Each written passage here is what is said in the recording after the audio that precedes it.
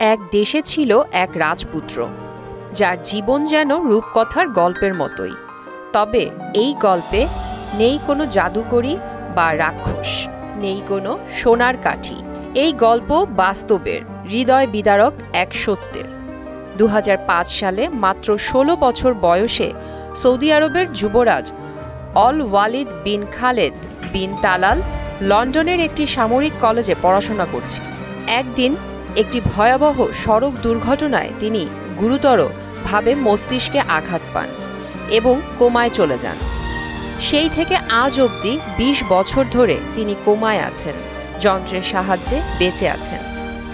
এই 20 বছরে চিকিৎসকেরা বহুবার পরামর্শ দিয়েছেন লাইফ সাপোর্ট বন্ধ করার জন্য, কিন্তু যুবরাজের বাবা প্রিন্স খালেদ বিন তালাল কখনোই সেই পরামর্শ মেনে নেননি।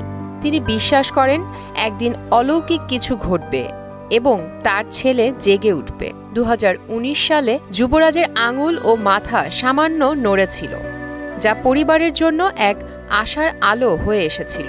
যুবরাজ অল ওয়ালিদ সৌদি আরবের প্রতিষ্ঠাতা বাদশাহ আব্দুল আজিজের প্রপৌত্র। বর্তমানে তিনি রিয়াদের কিং আব্দুল আজিজ মেডিকেল সিটিতে চিকিৎসাধীন। প্রতি বছর তার জন্মদিনে পরিবার ও শুভানুধ্যায়ীরা সামাজিক মাধ্যমে তার সুস্থতার জন্য প্রার্থনা করেন। এবছর 18 এপ্রিল তিনি 36 বছরে পা রেখেছেন, যদিও তিনি তা জানেন না। এই গল্প আমাদের শেখায় ভালোবাসা ও বিশ্বাস কতটা শক্তিশালী হতে পারে। যুবরাজের পরিবার এখনও আশায় বুক বেঁধে আছে।